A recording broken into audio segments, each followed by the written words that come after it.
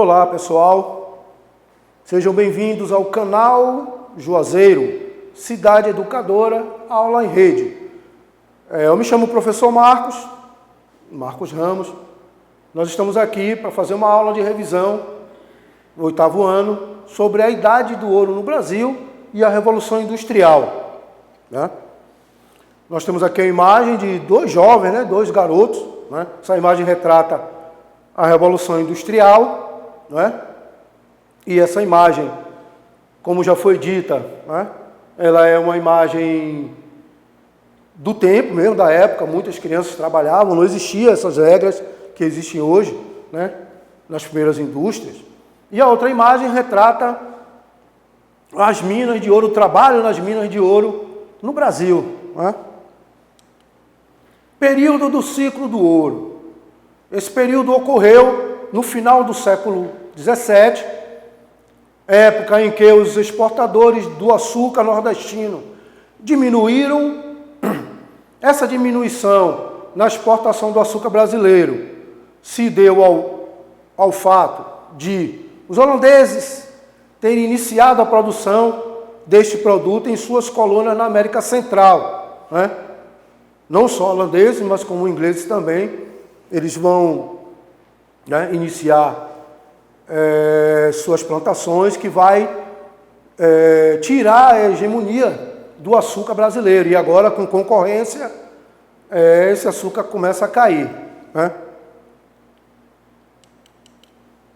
Período do ciclo do ouro. Como o açúcar já não era mais o carro-chefe da economia colonial no Brasil, e os portugueses então procuraram outras formas. Claro que depois do açúcar ainda várias outras agriculturas deram continuidade, mas nada com o mesmo potencial do açúcar, somente já séculos depois o café. Mas isso aí é uma outra história para um outro momento. Então, nesse meio tempo, com a queda do açúcar, os portugueses descobriram o ouro no Brasil.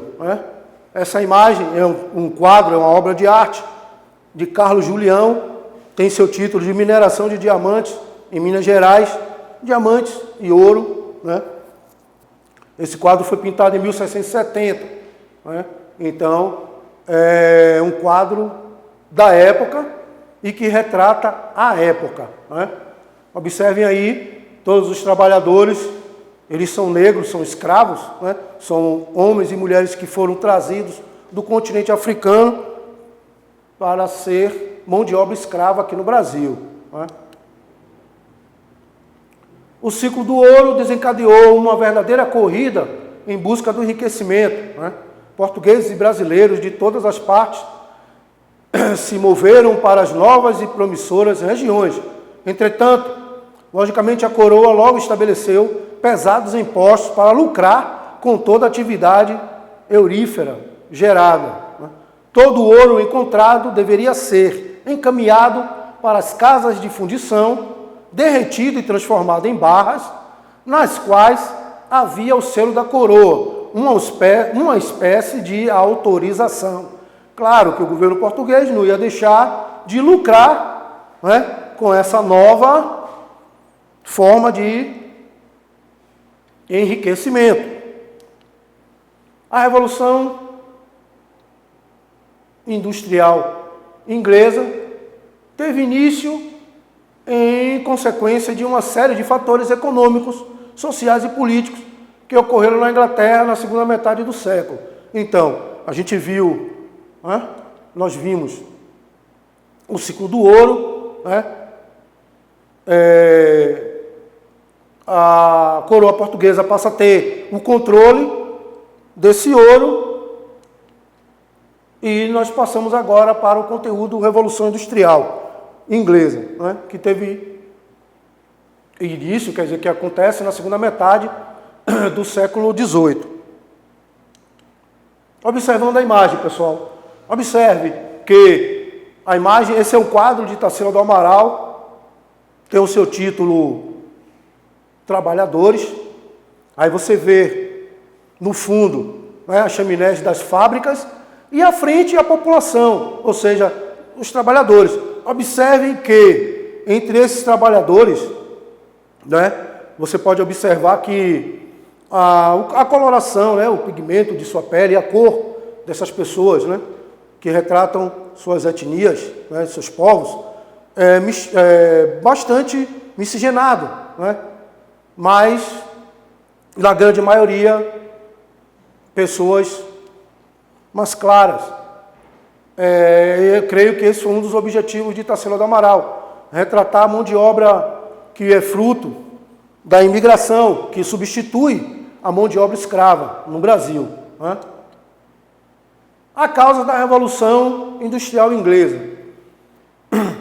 A Inglaterra era um país unificado, com uma situação política relativamente estável, livre de tarifas alfandegárias e com um sistema de seguro e infraestrutura bancária bem estabelecidos. A Inglaterra era um país, já era uma potência, né, nesse período e, consequentemente, rica, já uma nação poderosa economicamente. No século XVIII, tornou-se uma potência econômica internacional dominante e acumulou grandes somas de capital. Além disso, grande número de portos naturais e rios navegáveis, muitos ligados por novos canais, significava que o consumo interno e o internacional estavam facilmente interligados. Ou seja, geograficamente, a Inglaterra também, né, é favorecida por uma grande quantidade de rios. Ela é instituída de rios que desembocam no mar. A existência de mão de obra abundante e barata foi também importante para o desenvolvimento da indústria desde o início do século XVIII. Com a melhoria da produção agrícola, houve uma queda nas taxas de mortalidade. Então, essa é uma das causas da Revolução Industrial Inglesa. Ou seja, mais alimento, o povo comendo mais, vivendo mais, né? Mão de obra barata, porque tudo era novo, e a gente está pensando aí, né? Temos que pensar que esse momento é pós a escravidão, né? Então, tudo é novo.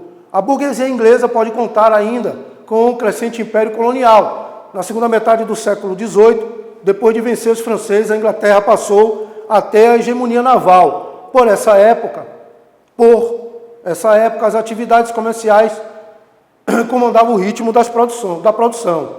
Né?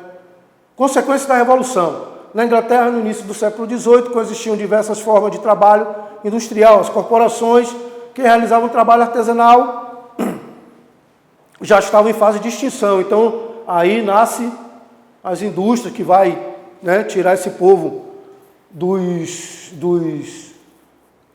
das oficinas artesanais e botar para trabalhar nas indústrias.